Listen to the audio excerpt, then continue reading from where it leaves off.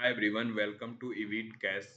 और आज इस वीक का जो चार्ट हमने चुना है चार्ट ऑफ द वीक के लिए, उससे पहले कुछ बातें करनी है आपसे उसी के रिगार्डिंग, क्योंकि अभी जिस दौर में हम चल रहे हैं वो मार्केट का बुल एरिया माना जाता है, जब मार्केट 2-3 साल पहले से काफ़ी लंबी रैली दे चुका है। तो इस सरकमस्टांसेस में अच्छे वैल्यूएशंस पे शेयर ढूंढने थोड़े मुश्किल हो सकते हैं, लेकिन ये कभी नामुमकिन नहीं होता है। अगर आप पूरे बाजार का दायरा ले लोगे अपने अंदर, यानी जितने स्टॉक्स हैं उसका अगर 50% भी आपने एनालाइज किया है, तो आपको मार्केट के हर एक सरकमस्टांसेस में कुछ ना कुछ अच्छे वैल्यूएशन पे अच्छे स्टॉक्स मिलने तय हैं। इसके लिए ज़रूरत क्या है? तो आपको मेहनत करनी होगी, आपको ज़्यादा से ज़्यादा कंपनी को एनालाइज करना होगा, ज़्यादा से ज़्यादा चार्ट्स देखने होंगे, तभी ये बात संभव होगी कि आप मार्केट के किसी भी सरकमस्टांसेस में अच्छे स्टॉक्स या अच्छे चार्ट्स ढूंढ सकते हो। चलते हैं इस हफ्ते का चार्ट ऑफ द वीक और सीखते हैं कि उसके पीछे आज जो हमने चुना है उसके पीछे का लॉजिक क्या है, क्यों हमने उस स्टॉक को चुना और हमें आगे उसमें क्या-क्या टारगेट्स दिखते हैं या फिर आगे हमें कौन-कौन सा सेक्टर अच्छा लगता है। चलते हैं चार्ट पे और बात करते हैं इसके पीछे के लॉजिक के बारे में। आपके सामने जो अभी चार्ट ओपन होगा, वो है आपका इलेक्ट्रो स्टील कास्ट का। अब मुझे ये चार्ट क्यों पसंद आ रहा है?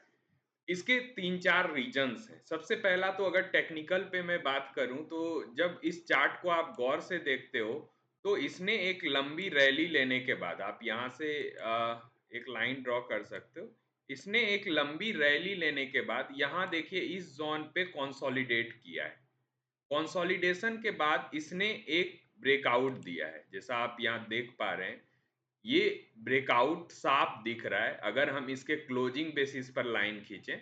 और लाइन जैसा कि हम लोग खींचते हैं, इसको लाइन चार्ट पर लाएंगे और हम लाइन ड्रॉ कर लेंगे और हमें इस हफ्ते उस लाइन के ऊपर की क्लोजिंग साफ साफ दिख रही है जो इस कैंडल ने किया है।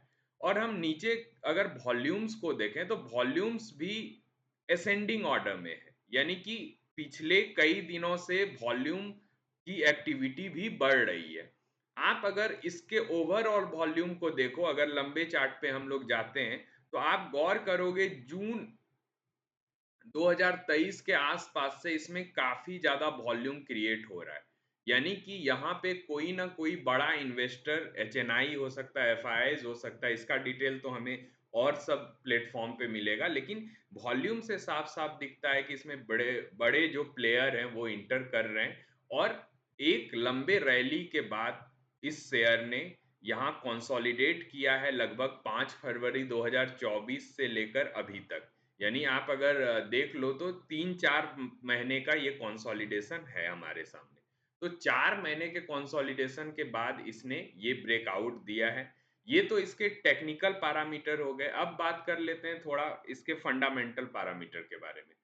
तो फंडामेंटली अगर आप इलेक्ट्रो स्टील कास्ट को देखोगे तो ये कंपनी जो लोहे के मोटे पाइप्स होते हैं, डीआई पाइप उसे बोलते हैं, वो बनाती है। और उसका यूज कहाँ होता है? उसका यूज आपके घरों में तो नहीं होता है, लेकिन उसका यूज जब किसी राज्य को दूसरे राज्य से पानी मंगाना हो, किसी नदी से आपके घर तक पानी पहुंचाना हो या किसी शहर तक पानी पहुंचाना हो। आपने सप्लाई वाटर का नाम सुना होगा। सप्लाई वाटर लगभग हर एक शहर में किसी न किसी रूप में उस शहर तक आता है। तो ये जो सप्लाई वाटर आता है, ये किसी वाटर रिसोर्स से आता है। तो वाटर रिसोर्स से उस शहर तक जो वाटर सप्लाई का लाइन होता है, उसमें इसी पाइप्स का यूज़ होता है। गवर्नमेंट इस दिशा में और ज़्यादा एग्रेसिव हो रही है, क्योंकि पानी जैसे बेसिक थिंग के लिए उसका इंफ्रास्ट्रक्चर डेवलप करना उतना ही ज़्यादा ज़रूरी है। आपने देखा होगा एग्रीकल्चरल लैंड में पानी देने के लिए कई लोग पाइप सिस्टम बिछाते हैं, तो उसमें भी यही पाइप्स यूज़ होता है। तो इस हिसाब से भी जिस तरह से इस पाइप का यूज़ बढ़ रहा है, हमें ये स्टॉक और भी अच्छा लगता है। इसके सेल्स ग्रोथ को देखेंगे, आरओसी, आरओई जैसे चीज़ों को भी अगर आप देखते हैं, तो ये काफ़ी अच्छे वैल्यूएशन पे उपलब्ध हमें दिखता है।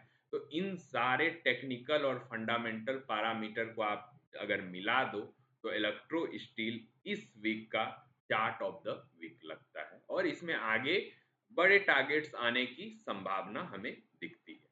चलते हैं और एक डिस्क्लेमर है इस वीडियो के साथ कि मेरी इसमें किसी भी तरह से आपको खरीदारी या बिकवाली की राय देने का बिल्कुल मोटिव नहीं है, क्योंकि ये काम कोई फाइनेंशियल एडवाइजर कर सकता है। ये हमने जाना कि हम किस तरह के चार्ट के ब्रेकआउट को देख सकते हैं और किस तरह से उसका इवैल्यूएशन कर सकते हैं टेक्निकली और फाइनेंशियली।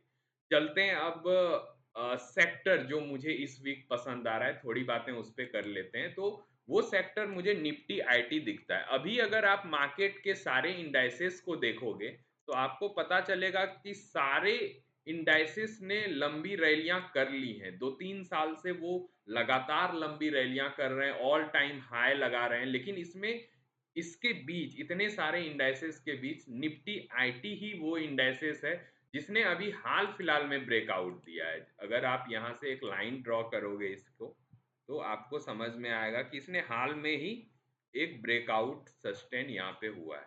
बाकी सारे सेक्टर ऑल टाइम हाई पे चल रहे हैं और यहाँ पे हमें साफ इसमें ब्रेकआउट दिख रहा है। तो आपको करना क्या है, जब किसी इंडाइसेस का ब्रेकआउट आता है तो हमें उसके कंपोनेंट देखने होते हैं, क्योंकि अगर इंडाइसेस चल रहा है तो उसके कंपोनेंट के कारण ही चल रहा होगा। तो आप इस वीक निफ्टी आईटी के जितने कंपोनेंट हैं उसको एनालाइज कर सकते हो और देख सकते हो कि वहां आपको कैसे मौके मिल सकते हैं। मिलते हैं अगले चार्ट ऑफ द वीक के साथ अगले वीक। तब तक के लिए